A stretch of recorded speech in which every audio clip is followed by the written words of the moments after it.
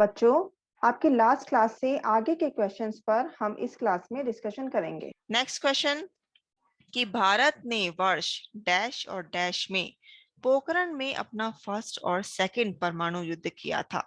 तो बच्चों इसका आंसर होगा हमारा ऑप्शन नंबर सी, 1974 में और 1998 में। और ये दोनों ही जो परीक्षण हैं ये किए गए थे राजस्थान के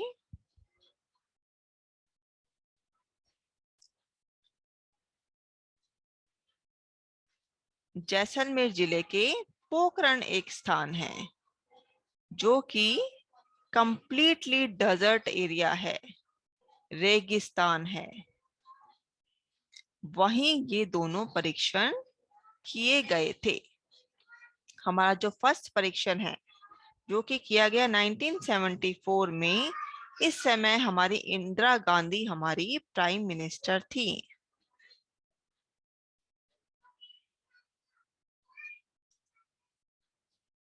इसके अलावा हमने जो अपना सेकंड जो परमाणु परीक्षण किया था 1998 में, उस टाइम हमारे जो प्रधानमंत्री है, मैं यहाँ लिख देती हूँ ऊपर, ये हमारे प्रधानमंत्री हैं दोनों, पीएम। इस टाइम हमारे अटल बिहारी वाजपेयी।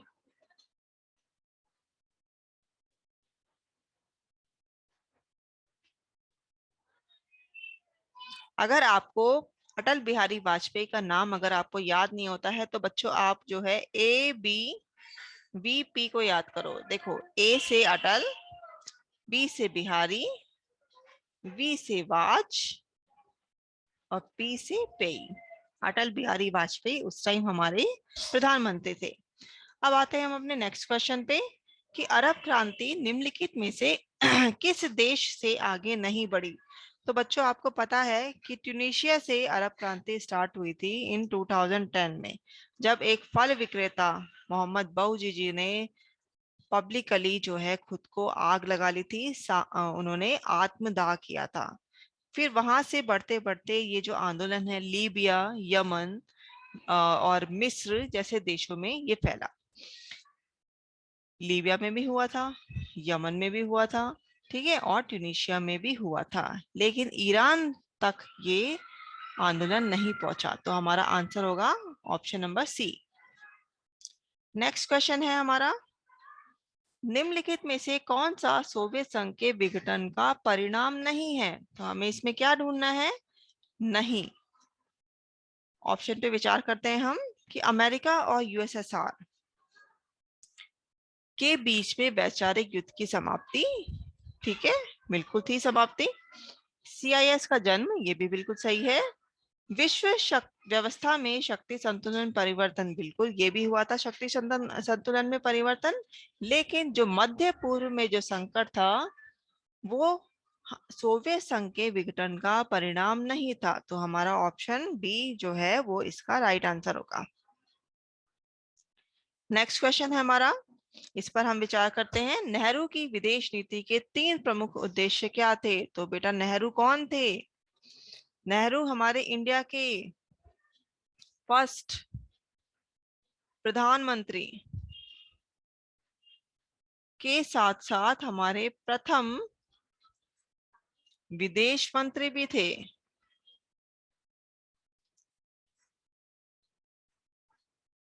हमारी गुटनिरपेक्षता नीति, हमारी पंचशील की जो नीति है वो सब नेहरू जी की ही देन है।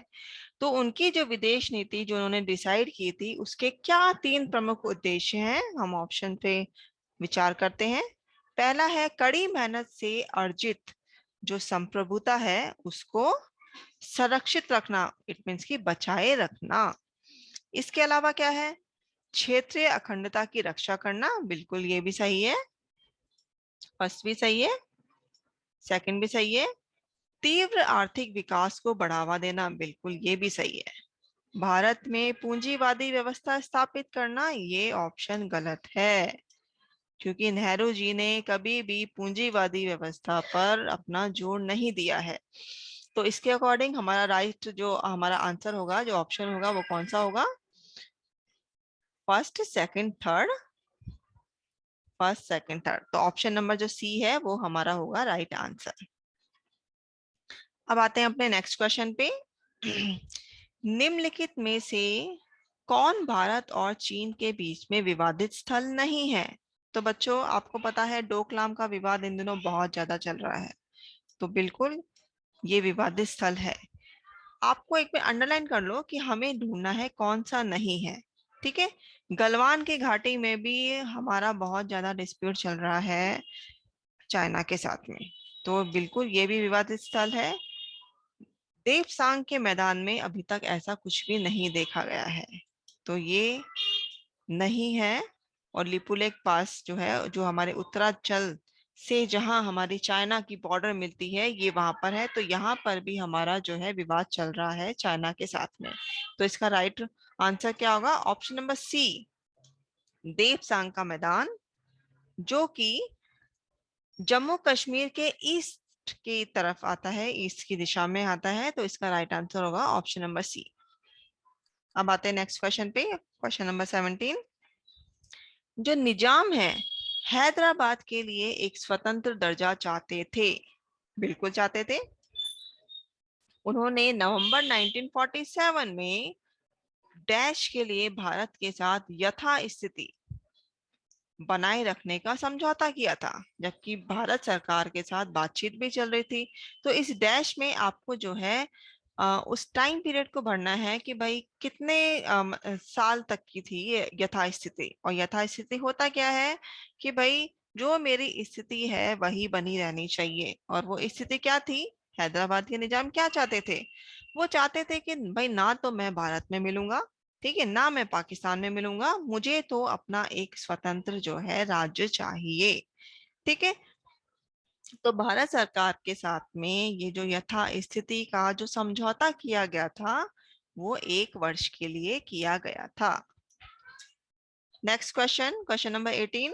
किसी देश की विदेश नीति उसकी आर्थिक नीति का परिणाम होती है। ये टिप्पणी किसके द्वारा की गई थी? तो मैंने बच्चों आपको ऊपर बताया था कि हमारी जो विदेश नीति के प्रमुख जो सिद्धांतकार है वो थे जवाहरलाल नेहरू। तो इसका राइट आंसर होगा पंडित जवाहरलाल नेहरू। शीत युद्ध का चरम बिंदु क्या था? तो इसमें होगा क्यूबा मिसाइल संकट, क्योंकि क्यूबा मिसाइल संकट जो कि किया गया था 1962 में, इस टाइम ऐसा लग रहा था कि दोनों ही जो शक्तियां थी हमारी महाशक्तियां, यूएसए और यूएसएसआर, इन दोनों के बीच में तनातनी बहुत ज्यादा बढ़ गई थी। परमाणु मिसाइलें जो है तैनात हो गई थी और पूरे विश्व को लग रहा था कि भाई अब तो जो है जो तीसरा विश्व युद्ध जो है वो होकर ही रहेगा। लेकिन दोनों ही गुटों के नेताओं ने समझदारी दिखाई और इस युद्ध को टाल दिया। ठीक है, इसके बाकी ऑप्शन पे भी हम विचार करते हैं। हिरोशिमा और नागासाकी पर जो परमाणु बम का जो हमला किया गया था, ये द्वितीय विश्व युद्ध के टाइम में किया गया था 1945 में। ठीक है, जबकि जो शीत युद्ध चला था हमारा जो युद्ध हो गया था द्वितीय विश्व युद्ध की समाप्ति के बाद में शीत युद्ध शुरू हुआ था। जबकि हिरोशिमा और नागासाकी पर जो परमाणु बम का जो हमला किया गया था अमेरिका के द्वारा इन दोनों जापान के शहरों पे, वो किया गया था द्वितीय विश्व युद्ध के दौरान। सीटो और सेंटो की स्थापना, ये दोनों एक सैन्य संधि है। इनकी स्थापना जो है सीटो की करी गई थी 1955 में, 1955 में। सॉरी बच्चों, सीटो की स्थापना की गई थी 1954 में और सेंटो की गई थी 1955 में, जिसे कि बगदाद पैक्ट भी बोला जाता है। नाटो भी एक तरह की सैन्य संधि संगठन था जिसकी स्थापना की गई थी 1949 में। तो इस प्रकार से हमारा जो राइट आंसर होगा वो है क्यूबा मिसाइल संकट। एमनेस्टी इंटरनेशनल क्या है ये मैंने आपको अभी ऊपर भी बताया है। ये जो संगठन है एक गैर सरकारी संगठन है। तो इसका राइट आंसर होगा option number C. Question number 21 है कि निम्नलिखित कथनों में से आपको विषम का चयन करना है, मतलब कौन सा इसमें से मैच नहीं हो रहा है आपको वो बताना है। ऑप्शन ए है राज्य पुनर्गठन अधिनियम, ये बिल्कुल सही है, ये 1956 में ही लाया गया था। भारत का विभाजन बिल्कुल सही है। 15 अगस्त 1947 को भारत का विभाजन किया गया था और हमें आजादी भी उसी दिन प्राप्त हुई थी। रियासतों की संख्या 512 नहीं, ये गलत है, क्योंकि रियासतों की जो संख्या थी उस टाइम थी हमारी टोटल 565, 565। भारत की स्वतंत्रता 1947 बिल्कुल सही है, तो इसलिए इसका राइट आंसर क्या होगा? ऑप्शन नंबर जो सी है वो इसका राइट आंसर होगा। नेक्स्ट क्वेश्चन 22, जो भारत चीन संघर्ष का विपक्षी दलों पर क्या प्रभाव पड़ा? हमारे जो विपक्षी दल थे उन पर भारत चीन संघर्ष कब हुआ था? भारत चीन संघर्ष ये हुआ था 1962 में। ठीक है बच्चों। अच्छा, क्वेश्चन एक ऐसे भी आता है कि भाई 1962 में और कौन सी वैश्विक समस्या चल रही थी? ठीक है, तो इसमें हम थोड़ा ऊपर देखते हैं। देखो, वैश्विक समस्या कौन सी थी? क्यूबा मिसाइल संकट, ये भी आपको नोटिस में रखना है। ठीक है, कि 1962 में जब चीन ने भारत पर आक्रमण किया तो भारत की हेल्प कोई भी गुट नहीं कर पाया। सोवियत संघ भी भारत की हेल्प नहीं कर पाया। क्यों नहीं कर पाया? क्योंकि इस टाइम जो है क्यूबा मिसाइल संकट चल रहा था। इसी का फायदा उठाते हुए चीन ने जो है भारत पर आक्रमण कर दिया था।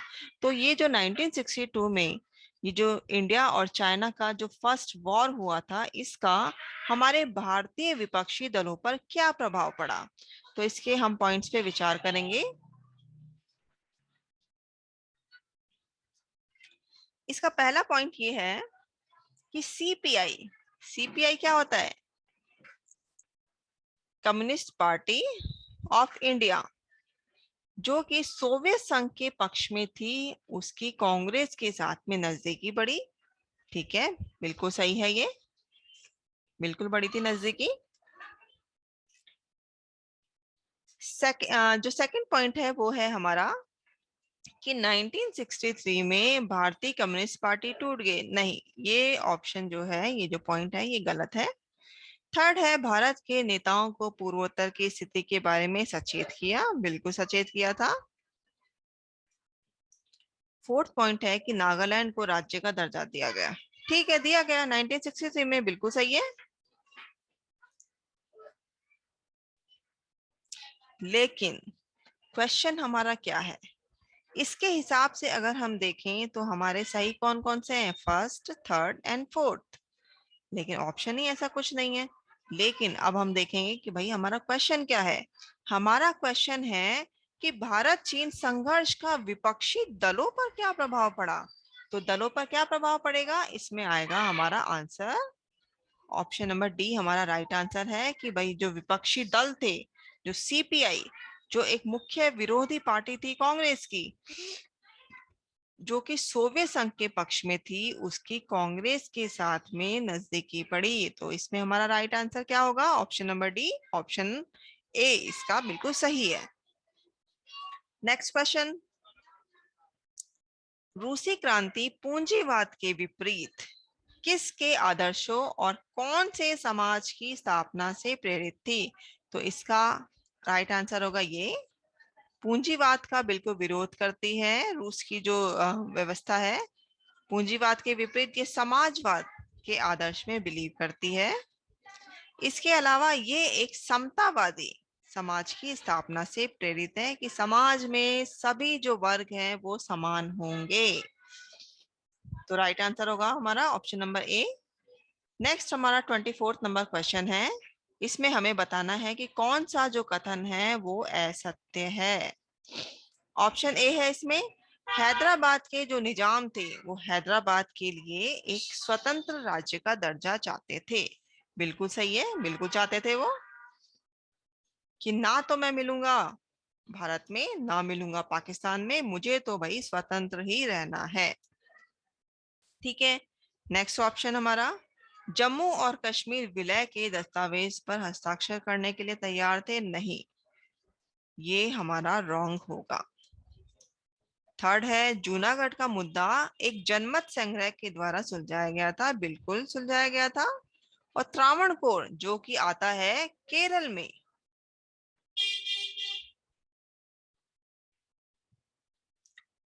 भारत संघ में मिलने वाला पहला भारतीय राज्य था, ये बिल्कुल सही है।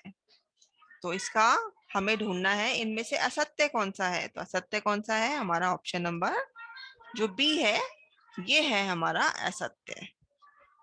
ये क्वेश्चन भी आ सकता है आपके कि पहला भारतीय राज्य कौन था जो कि भारतीय संघ में मिला। तो वो था त्रावणकोर जो कि केरल में है। अब हमारा जो नेक्स्ट क्वेश्चन है हमारा क्वेश्चन नंबर 25 जो कि है खंड बी का, इस पे भी हम विचार करते हैं। क्वेश्चन नंबर 25 है हमारा शीत युद्ध के दौरान युद्ध क्यों नहीं हुआ भाई। तो इसके ऑप्शंस पे अब हम देखते हैं। प्रतिरोध के सिद्धांत के कारण। अब ये प्रतिरोध का सिद्धांत जो है ये क्या है। तो बच्चों प्रतिरोध का सिद्धांत ये होता है कि आपको पता है कि विश्व युद्ध के बाद में हमारे विश्व में दो गुट बन गए थे। एक था हमारा गुट अमेरिका का और दूसरा गुट था हमारा यूएसएसआर का गुट। तो दोनों ही जो गुट थे उनके पास में एक दूसरे से मुकाबला करने की समान शक्तियां थी। दोनों ही गुटों के पास में परमाणु जो हथियार थे वो बहुत ही ज्यादा थे। ठीक है, तो अगर उनमें से कोई भी एक गुट दूसरे गुट पर आक्रमण करके उस पर अटैक करके उसे ध्वस्त कर दे या उसकी शक्तियों को कम कर दे तो भी दूसरे गुट के पास में इतने तो परमाणु हथियार थे कि भाई वो उसकी भी शक्तियों को जो है उस पर अटैक करके उसे भी हानि पहुंचा सके। तो इसी डर ने, इसी ही प्रतिरोध ने शीत युद्ध के दौरान युद्ध नहीं होने दिया था। इसे प्रतिरोध का सिद्धांत भी बोला जाता है, इसे अपरोध भी बोला जाता है। और इसका जो मीनिंग होगा वो है रोक और संतुलन का। मतलब हथियार दोनों के पास में है, परमाणु हथियार, इससे दोनों रुके हुए हैं कि भाई अगर हमने उस पर अटैक कर दिया तो भाई वो भी तो करेगा हमारे ऊपर अटैक, और हम दोनों ही जो है वो बैलेंस रहेंगे। तो इसलिए इसका आंसर क्या होगा, इसका आंसर होगा हमारा ऑप्शन नंबर ए। नेम के कारण तो भाई ये तो बिल्कुल ही नहीं होगा क्योंकि नेम तो खुद ही एक शक्तिहीन संस्था थी। क्यूबा मिसाइल संकट के कारण नहीं, ये भी नहीं होगा। और आपको पता है कि जो संयुक्त राष्ट्र संघ है ये भी एक शक्तिहीन संस्था थी, तो ये भी नहीं होगा। नेक्स्ट क्वेश्चन पे आते हैं हम, क्वेश्चन नंबर 26 पे कि रूस सोवियत संघ का उत्तराधिकारी क्यों बना। तो इसके ऑप्शंस पर हम विचार करते हैं। रूस ने सीआईएस का गठन का नेतृत्व किया, नहीं, ये नहीं होगा। इसे संयुक्त राष्ट्र में सोवियत सीट विरासत में मिली थी, हाँ बिल्कुल ये सही है। यह सबसे बड़ा गणतंत्र था, नहीं ऐसा कुछ भी नहीं है। बोरिस येल्त्सिन जो कौन थे, जो रूस के प्रथम निर्वाचित राष्ट्रपति थे, वो गोर्बाचोव की तुलना में अधिक करिश्माई थे। और ये गोर्बाचोव कौन थे, ये गोर्बाचोव थे यूएसएसआर के अंतिम राष्ट्रपति, जिन्हें कि यूएसएसआर के विघटन का कारण भी माना जाता है। ठीक है, तो ये वाला भी हमारा बिल्कुल सही है। तो इस तरीके से जो हमारा ऑप्शन जो ये बी है और ये डी है ये दोनों सही है। अब हम पे विचार करते हैं, ए और सी नहीं, ये नहीं होगा, बी और सी ये भी नहीं होगा, ए और डी ये भी नहीं, बी और डी। तो हमारा राइट आंसर होगा ऑप्शन नंबर 4। नेक्स्ट हमारा क्वेश्चन है क्वेश्चन नंबर 27 कि 1920 में कांग्रेस का एक नागपुर अधिवेशन हुआ था। उसके बाद से ये सिद्धांत स्वीकार किया गया कि राज्यों का जो पुनर्गठन है वो भाषाई आधार पर होगा। ये बहुत ज्यादा इंपॉर्टेंट लाइन है। 1920 का कांग्रेस का नागपुर अधिवेशन, जिसमें क्या बात की गई थी कि भाई जब हमें आजादी मिल जाएगी तब हम क्या करेंगे कि जो राज्यों का जो पुनर्गठन है वो किस आधार पर होगा, वो किया जाएगा भाषा के आधार पर। लेकिन इसके बावजूद भी आजादी के बाद स्वतंत्रता हमें मिल गई, उसके बाद भी जो नेता थे वो इसके खिलाफ थे। क्यों थे भाई, उसके क्या कारण है, उसके कारण पे हम विचार करते हैं। उनका ये मानना था कि भाई आजादी और विभाजन के बाद चीजें बदल जाती है, बिल्कुल बदल जाती है और चीजें बदली भी। ठीक है, क्योंकि इतने ज्यादा दंगे हुए धर्म के आधार पर, देश का विभाजन हो गया, फिर हमारे पास बेरोजगारी थी इतनी ज्यादा, हद से ज्यादा गरीबी थी। ठीक है, उद्योग हमारे पास नहीं थे, तो हमारे पास देश का विकास करने की, देश में सब एकता लाने की, सबको लोकतंत्र की स्थापना करने की ये प्रमुख चुनौतियां थी। और उस टाइम क्या हम राज्यों का पुनर्गठन करेंगे भाषा के आधार पर? ठीक है, तो ये जो है वो बिल्कुल सही है। सेकंड है व्यवधान और विघटन का कारण बन सकता है। बिल्कुल, अगर आप भाषा के आधार पर दोबारा पुनर्गठन कर दोगे राज्यों का, तो व्यवधान भी आएगा और ज्यादा विघटन होंगे हमारे भारत के। मिश्रित अर्थव्यवस्था को अपनाना बिल्कुल अपनाई गई थी, लेकिन इसके रेफरेंस में ये नहीं है। एक नियोजित अर्थव्यवस्था अपनाना ये भी नहीं होगा। हालांकि दोनों कथन सही है, लेकिन ये जो सेंटेंस है हमारा, इससे ये मैच नहीं खाते हैं। तो कौन सा विकल्प हमारा सही होगा? First and second. तो फर्स्ट एंड सेकंड ये होगा ऑप्शन नंबर हमारा सी, ये हमारा होगा राइट आंसर। बच्चों, आगे के क्वेश्चंस पर आपकी नेक्स्ट क्लास में डिस्कशन किया जाएगा।